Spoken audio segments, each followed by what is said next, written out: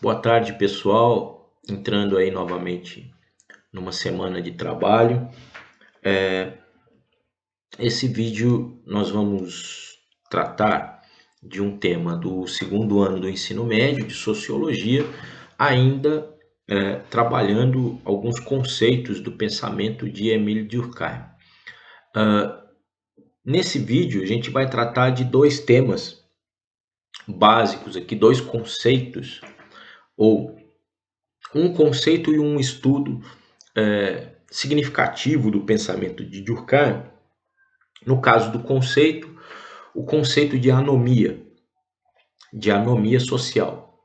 E, no caso do pensamento de Durkheim, a gente tratar do tema do suicídio, ou da tipologia do suicídio proposta por Durkheim na sua obra, que trata justamente desse tema, o livro O Suicídio, Estudo de Sociologia, de 1897. Bom, gente, por que o Durkheim estudou ou procurou estudar de uma forma sociológica o suicídio? Qual era a intencionalidade dele, Qual é a intenção dele?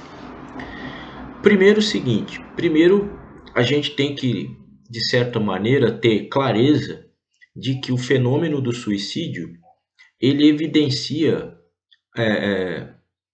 na sua essência, algo que seria, de certa forma, antinatural. Ou seja, o suicídio, de certa forma, ele é um fato, um evento que, de certa maneira, destoa da lógica das coisas. Ou seja, é óbvio, é inerente que a condição humana, de certa maneira, é uma condição de potencialidade de vida. E quando alguém, de certa forma, por qual razão for, quando alguém tira a própria vida, isso de certa forma contradiz uma certa lógica, pretensamente natural, vamos dizer assim.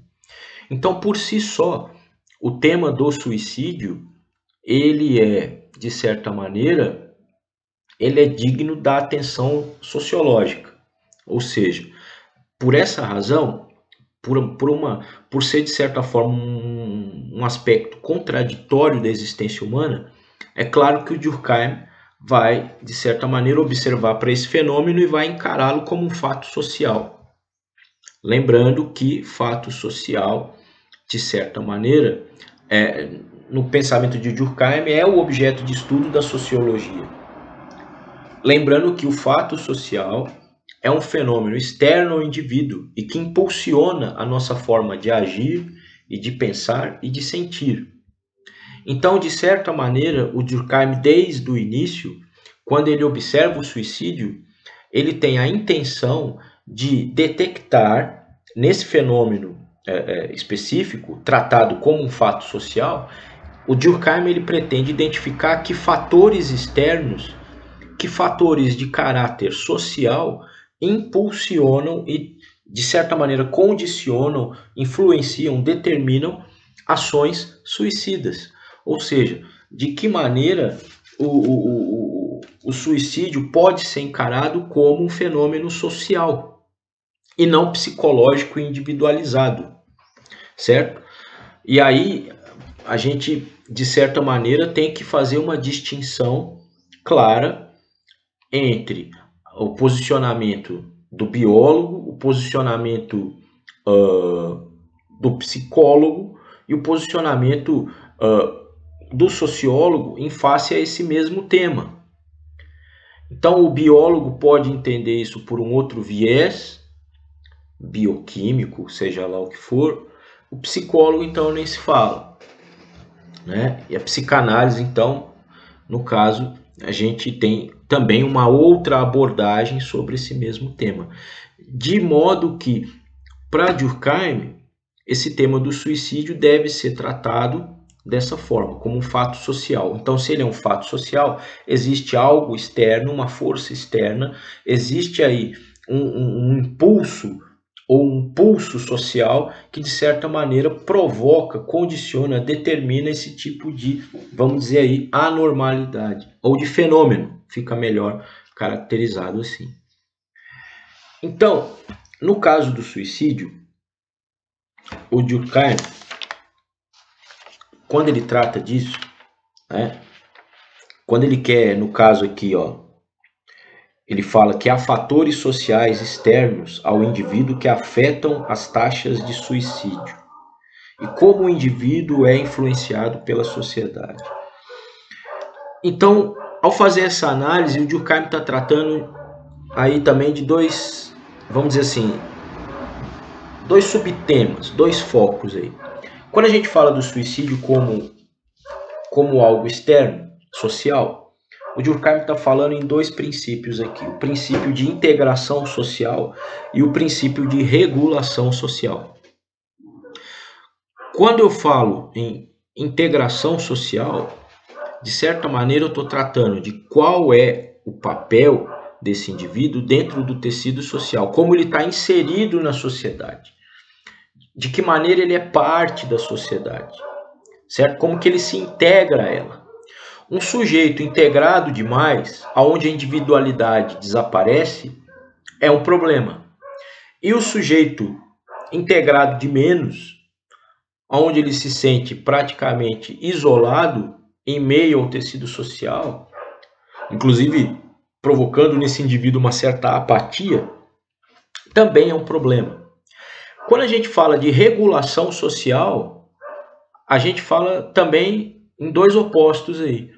Quando a regulação social é frouxa demais, e aí a gente está vivendo uma anomia, e aí é o conceito de Durkheim para anomia, é realmente essa sociedade que se desregulamenta, se afrouxa, as suas regras, a sua dinâmica, né? Ela perde, vamos dizer assim, ela perde coerência, ela perde integração, ela perde força, né? Então a sociedade anômica é uma sociedade desregulamentada, uma sociedade doente, ok? Então assim, e aí claro, como qualquer doença, existem sintomas. Uma sociedade anômica, vamos dizer assim, ela apresenta sintomas.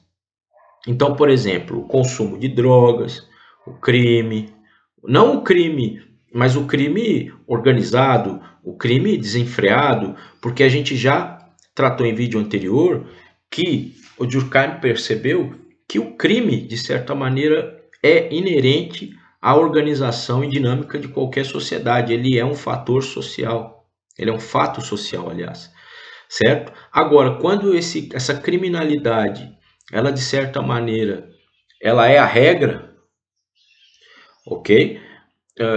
Prostituição, consumo de drogas, violência, número de assassinatos e tal, violência doméstica, então assim, alcoolismo. Então existem uma série de sintomas que vão mostrar para gente se essa sociedade está anômica ou não. Então a anomia é justamente esse afrouxamento da regulamentação social. A sociedade, como se ela fosse, né? Existem outros sociólogos, como Spencer, que observam a sociedade como um certo organismo. E o Durkheim, ele tem uma visão semelhante por ser funcionalista. O que é o funcionalismo? É a ideia, é a concepção de que a sociedade ela é constituída por órgãos, de certa forma, como se fosse um organismo vivo, e esses membros, esses órgãos, funcionando corretamente, cada qual com o seu papel, com a sua função, manteriam o corpo saudável e funcionando. Então, quando esses órgãos estão doentes, quando eles não são capazes de realizar suas tarefas, né, capazes de realizar a sua função, então o corpo adoece. Então, de certa maneira, o pensamento de Durkheim, quando fala em anomia, de certa maneira dialoga um pouco com as ciências biológicas, porque da mesma forma que o corpo adoece, a sociedade adoece. E quando o corpo adoece e ele apresenta sintomas de que está doente, a sociedade doente, ela também apresenta os seus sintomas, certo? Eu não vou me utilizar desse vídeo para aprofundar questões relativas ao nosso contexto atual, principalmente aqui no nosso país, mas a gente observa e muito, né? Inclusive, eu vou passar isso como tarefa para a semana do dia 3, aliás, minto, a semana do dia 6 de abril, né? Logo eu vou encaminhar nos próximos dias para a coordenação, uma tarefa onde eu vou propor a vocês que pensem um pouco, né? Relacionem isso que a gente está vivendo hoje no mundo, no país, com a ideia de anomia social, de desregulamentação, certo? De uma sociedade doente, né? De que maneira a gente pode, de certa maneira, relacionar a crise do Covid-19 no Brasil e no mundo com a anomia social entendida por Durkheim, como essa sociedade doente, desregulamentada, com sintomas dessa grande doença, no caso, as suas instituições não funcionam como deveriam, e aí há uma desregulamentação.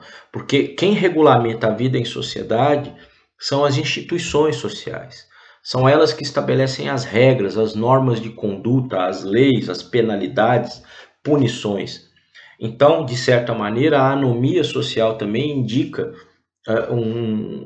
uma problemática presente em cada uma das instituições sociais. O Estado, a igreja, a escola, a família, principalmente o Estado e a família, que a gente dá uma ênfase maior, certo? O Estado como agente de organização da vida e a família como núcleo básico de socialização e de internalização das normas e da humanização. A gente aprende a ser humano, a gente se torna humanos no contato com o outro.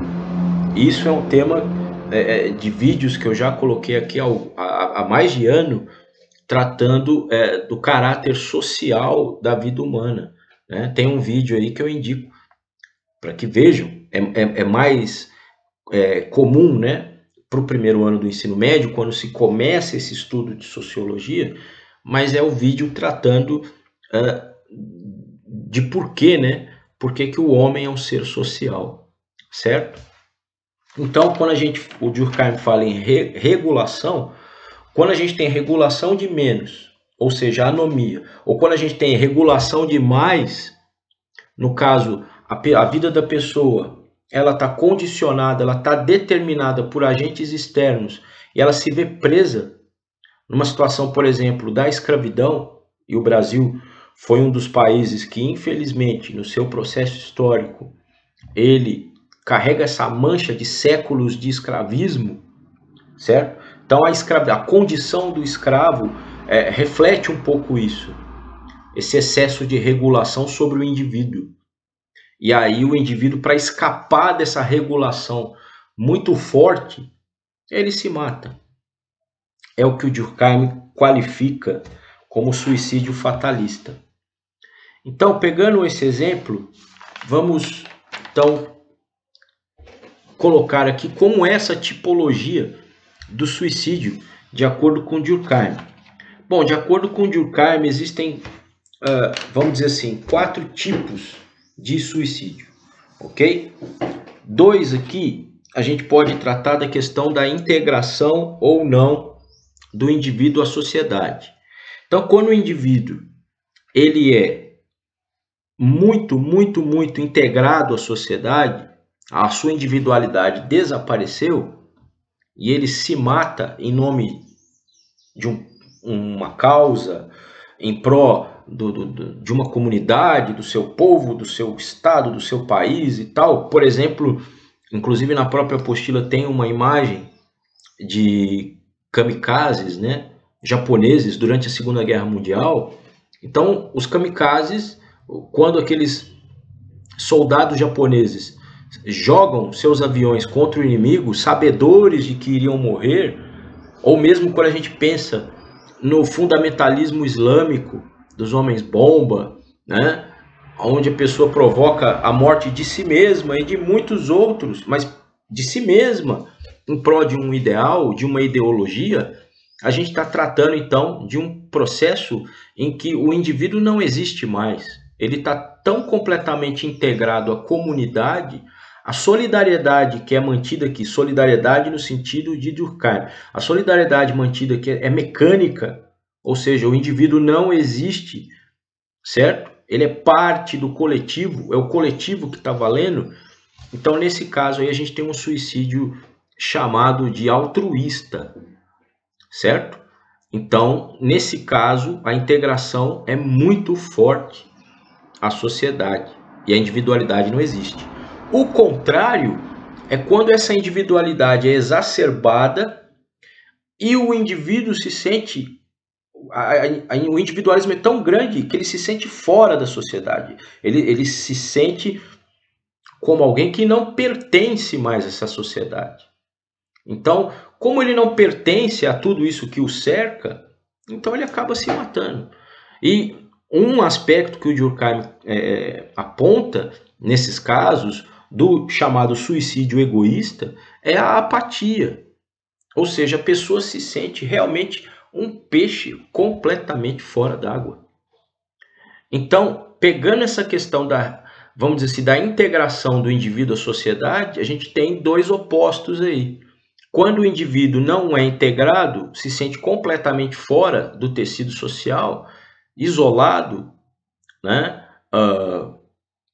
Vamos dizer aí, isolado, deprimido, apático, ele comete suicídio egoísta, né? A individualidade é muito grande. E quando é o contrário, essa individualidade praticamente inexiste, ele está completamente integrado a uma ideia, a uma sociedade, uma comunidade, ele dá a vida em prol de uma causa, de um grupo, de um estado, de um país. Aí, no caso, é o suicídio altruísta. Agora, falando em regulação, em regulamentação, sociedades onde essa regulamentação é frouxa, onde as instituições não funcionam como deveriam, por uma série de causas e razões, aí o indivíduo às vezes se mata no desespero em meio a uma sociedade doente, uma sociedade anômica. Ou seja, nós temos aí uma anomia. Então é um suicídio do tipo anômico, certo? Então eu vou ler um trechinho do Durkheim aqui sobre esse suicídio anômico, né? Tendências que não são satisfeitas se atrofiam. E como a tendência não é mais que a resultante de todas as outras, ela não pode deixar de se enfraquecer quando as outras se afrouxam. Os desejos ilimitados são insaciáveis por definição, e não é sem razão que se considera a insaciabilidade como sinal de morbidez, já que nada os limita.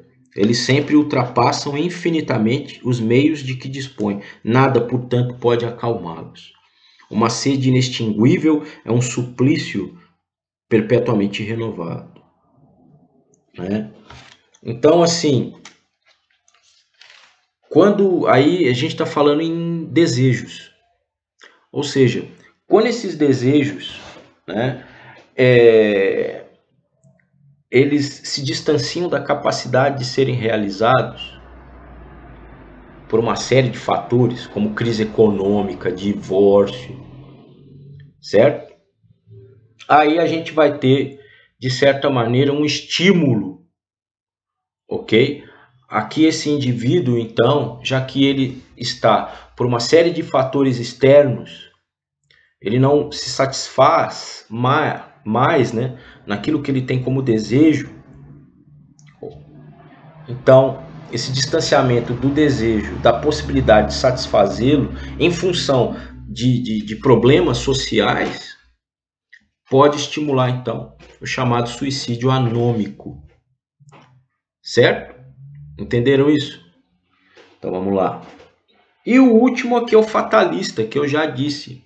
É quando a sociedade, no caso, a regulamentação, ela é muito forte, é muito marcante, é pesada. Então a condição do escravo, a condição daquele homem que está no corredor da morte, né? Está preso, mas condenado à morte. Isso é comum em alguns estados americanos até hoje, não todos, mas em alguns estados dos Estados Unidos, né? A pena de morte. Então, condenado à morte, um escravo, alguém que não consegue vislumbrar um amanhã, um futuro, né? Vamos dizer assim, o destino já está traçado e definido. Então, a pessoa, de certa maneira, sufocada por essa regulamentação sobre a sua vida, ele perdeu completamente o controle da própria existência. Então, aí, num ato desesperado, a pessoa comete suicídio fatalista. Ok? Então, a gente tem o suicídio egoísta, altruísta, anômico e fatalista. Lembrando, né, que o conceito aqui de anomia, que remete ao enfraquecimento das normas sociais. Se as normas elas estão enfraquecidas, quem produz as normas? As instituições. Isso é básico lá da sociologia desde o primeiro ano, né? O papel das instituições é justamente esse, de estabelecer essas normas e com isso, de certa maneira, moldar a vida em sociedade e torná-la organizada e possível. Certo? Então, quando há um enfraquecimento da norma, é porque há um enfraquecimento das instituições. E aí, esse enfraquecimento de normas e instituições fazem com que os indivíduos, de certa maneira, não consigam, de certa forma, saciar os seus... Um distanciamento entre desejos, os desejos do indivíduo e a capacidade de saciá-los, né,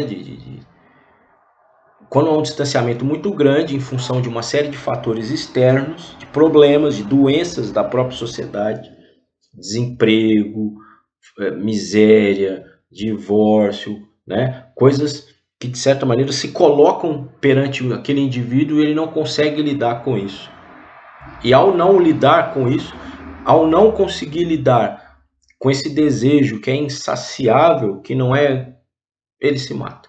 Aí a gente tem um suicídio anômico, ok? Também fica a indicação, aliás, né, como eu já falei, da produção do texto, que eu vou encaminhar para coordenação, onde eu quero que vocês, de certa maneira, produzam um texto relacionando, né, o contexto que nós estamos vivendo, dessa crise do Covid-19, com essa ideia de anomia social, ok? E além disso, os exercícios vestibulares adicionais de número 10 até o 18, das páginas 216 e 200 até a 218. 216, 218 são praticamente aí do exercício 10 ao 18, ok? Num próximo vídeo, os próximos temas aqui da nossa apostila, né? Mostrando aqui apostila número 2, módulo 2 do segundo ano do ensino médio, do sistema etapa. O próximo pensador social que vamos tratar é Max Weber, o alemão Max Weber, certo? Lembrando que aqui mesmo no meu canal vocês podem encontrar alguns vídeos tratando de Weber. E na apostila, finalizando o Durkheim, há um posicionamento do Durkheim em relação à religião como fenômeno social. Há já no meu canal, desde o ano passado, um vídeo tratando de como, não só Durkheim, mas como Marx, como Weber e como o próprio Durkheim encaram a religião enquanto fenômeno sociológico. Ok? Que aí é uma sugestão também para que vocês assistam e então a gente possa fechar esse estudo sobre o Émile Durkheim. See you later. Até mais.